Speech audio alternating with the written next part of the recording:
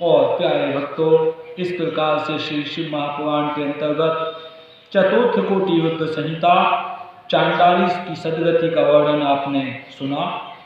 अब आप महाबलेश्वर शिवलिंग के महात्म्य वर्णन में राजा मित्रसह की कथा सुनेंगे। एक राजा मित्रसह थे और किस प्रकार से उन्होंने महाबलेश्वर शिवलिंग की पूजा की, इस कथा को आप सुनने जा रहे हैं। नमः शिवाय, नमः शिवाय, हर हर भोले, नमः शिवाय। हे महर्षियों, स्मृति संपन्न इक्ष्वाकु वंश में परम धार्मिक तथा सभी धनुष धारियों में श्रेष्ठ मित्रसह नामक राजा था और उस राजा की मदयंती नामक धर्मनिष्ठ तथा कल्याणमयी पत्नी थी, जो कि राजा नल की प्रसिद्ध गुणों वाली साध्वी दमयंती के समान सतीत्व संपन्न थी। आखेट में रुचि रखने वाला वह राजा मित्रसह एक बार विशाल सेना के साथ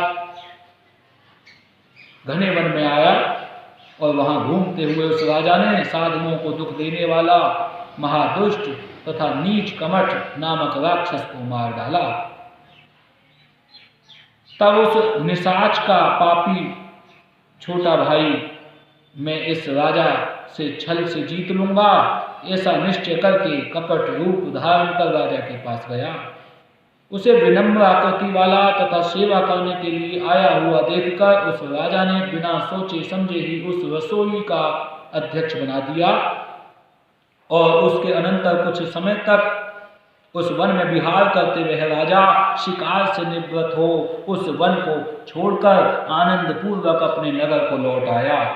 उसके बाद राजा ने पिता का श्राद्ध दिन आने पर अपने गुरु वशिष्ठ जी को आमंत्रित कर उन्हें घर बुलाया और भक्ति पूर्वक भोजन कराया।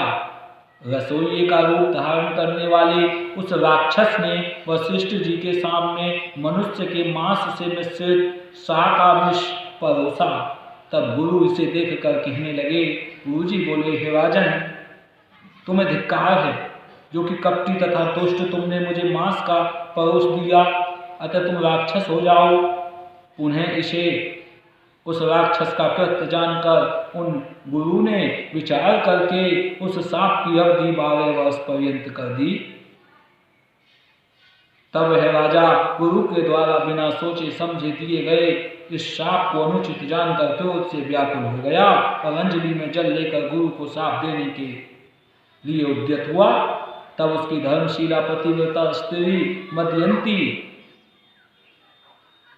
ने उसके चरणों में गिरकर उसे गुरु को शाप देने से मना किया। तब राजा अपनी पत्नी की बात का आदर करके शाप देने से रुक गया और उसने जल को अपने चरणों पर गिरा दिया, जिससे उसके चरण काले पड़ गए। हे मुनीश्वरों, उसी समय वह राजा उस जल के प्रभाव से इस लोक में कलमाशपाद नाम से प्रसिद्ध हुआ। तदनंतर इसी श्रेष्ठ गुरु के साथ से वह राजा मित्र सह वन में विचरण करने वाला भयानक हिंसक राक्षस हो गया और कालांतक यम के समान राक्षस रूप धारण कर वह राजा वन में घूमता हुआ अनेक प्रकार के जंतुओं एवं मनुष्यों का भक्षण करने लगा। यमराज के समान रूप वाले उस राक्षस ने किसी समय वन में विहार करते हुए कहीं नवविवाहित किशोर मुनि दंपति को देखा। तब मनुष्य का आहार करने वाले उस शापग्रस्त राक्षस ने किशोर मुनि पुत्र को खाने के लिए इस प्रकार पकड़ लिया, जिस प्रकार व्याघ्र मृग शावक को पकड़ लेता है।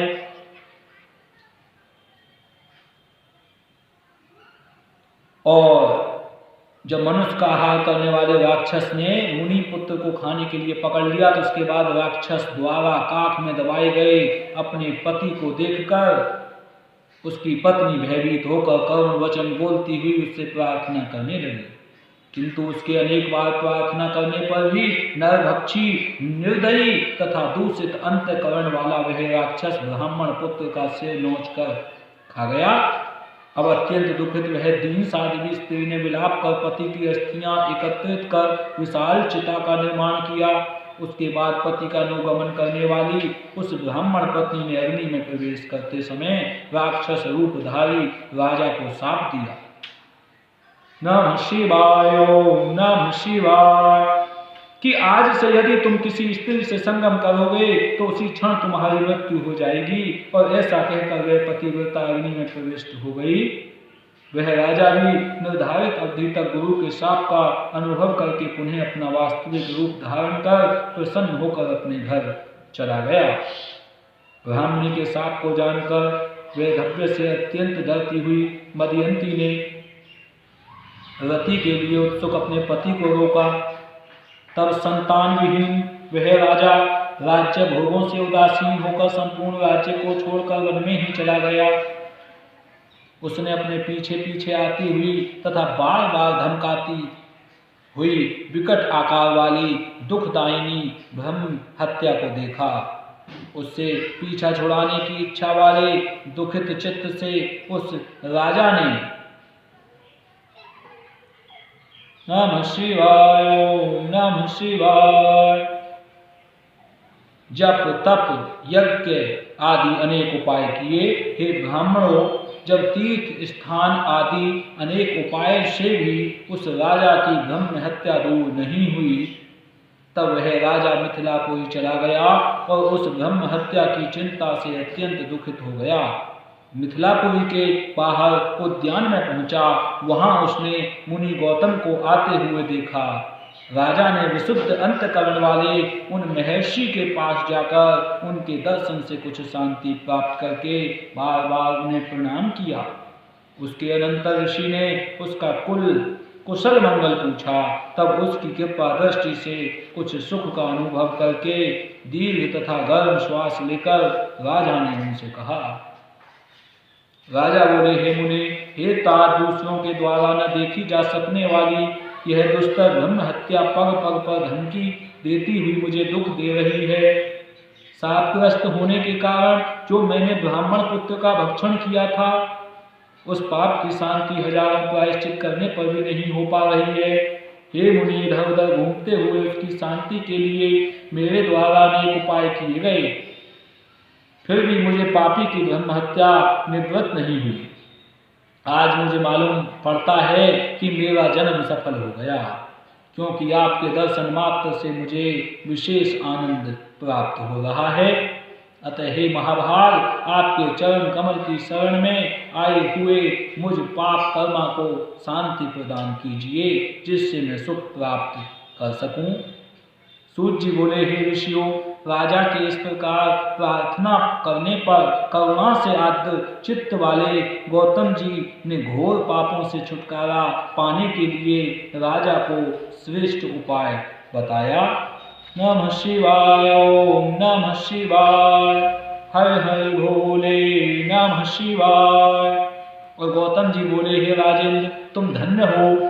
अभी तुम महापापों के भय का त्याग करो। सब पर शासन करने वाले शिव के रहने पर उनके शरणागतों को भय कहाँ। हे राजन, हे महाभाग, सुनो। महापातकों को दूर करने वाला गोकर्ण नामक एक अन्य प्रसिद्ध शिव क्षेत्र है। वहां पर शिव जी महाबल नाम से स्वयं विराजमान रहते हैं और वहां बड़े से बड़े पाप का नाश हो जाता है। पाप भी वहां टिक नहीं सकता। महाबलेश्वर शिवलिंग में गोकर्ण क्षेत्र में, और महाबलेश्वर लिंग सभी लिंगों का सार्वभौम सम्राट है, जो 4 युगों में 4 प्रकार के वर्ण धारण करता है और सभी प्रकार के पापों को विनष्ट करने वाला है। पश्चिमी समुद्र के तट पर उत्तम गोकर्ण तीर्थ स्थित है। वहां पर जो शिवलिंग है वह महापातकों का नाश करने वाला है। महापापी भी वहां जाकर सभी तीर्थों में बारंबार स्नान करके महाबलेश्वर की पूजा करके शैव पद को प्राप्त हुए हैं। और हे राजेंद्र, उसी प्रकार तुम भी इस गोकर्ण नामक शिव स्थान में जाकर उस लिंग का पूजन कर अपने मनोरथ को प्राप्त करो। तुम वहां सभी तीर्थों में स्नान कर महाबलेश्वर का भली भांति पूजन करके सभी पापों से छुटकारा पाकर शिवलोक को प्राप्त करो।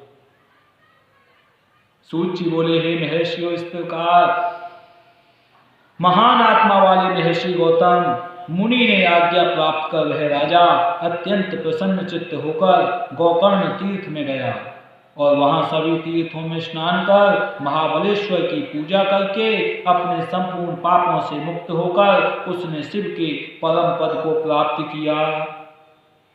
बोलिए श्री शिव महापुराण की जय।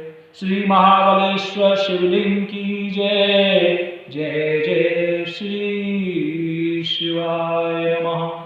जो मनुष्य महाबलेश्वर की इस प्रिय कथा को नित्य सुनता है वह 21 पीढ़ी के वंशजों सहित शिवलोक को जाता है। और हे महर्षियों, इस प्रकार मैंने आप लोगों से महाबलेश्वर नामक शिवलिंग के सर्व पाप नाशक परम अद्भुत महात्म्य का वर्णन किया है। नमः शिवाय, नमः शिवाय, हरि हरि भोले, नमः शिवाय। इस प्रकार से शिव महापुराण के अंतर्गत चतुर्थ कोटि युद्ध संहिता में महाबल नामक शिवलिंग का महात्म्य वर्णन नामक 10वां अध्याय पूर्ण हुआ। कोटि युद्ध संहिता थे 11वां अध्याय। नमः शिवाय, नमः शिवाय, श्री शाम शिवाय नमः। उत्तर दिशा में विद्यमान शिवलिंग के वर्णन क्रम में चंद्रभाल एवं पशुपतिनाथ लिंग का महात्म्य सुनो।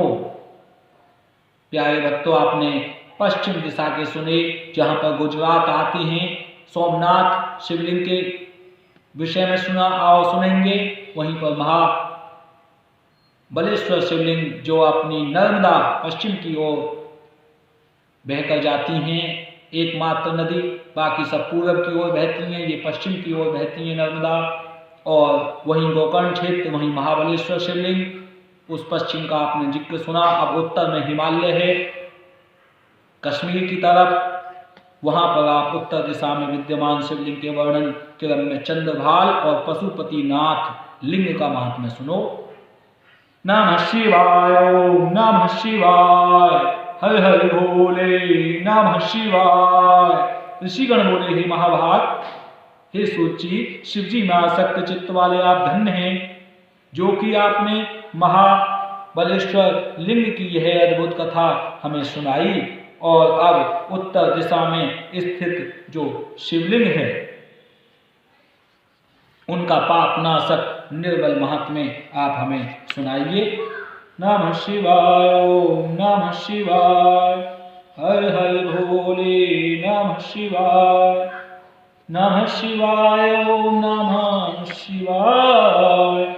सूत जी बोले, शृणुतादतो विप्रातराणां विशेषतः महात्म्यं शिवलिंगानां प्रवदामि समासतः। गोकर्णं क्षेत्रं परं महापातकनाशनं महावनं च तत्रास्ति पवित्रमिति विस्तरम्। तत्रास्ति चन्द्रभालाख्यं शिवलिङ्गमनोत्तमम्। रावणेन समानीतं सर्वभक्त्या सर्वसिद्धिदां। तस्य तत्त्वस्थिति वैद्यनाथ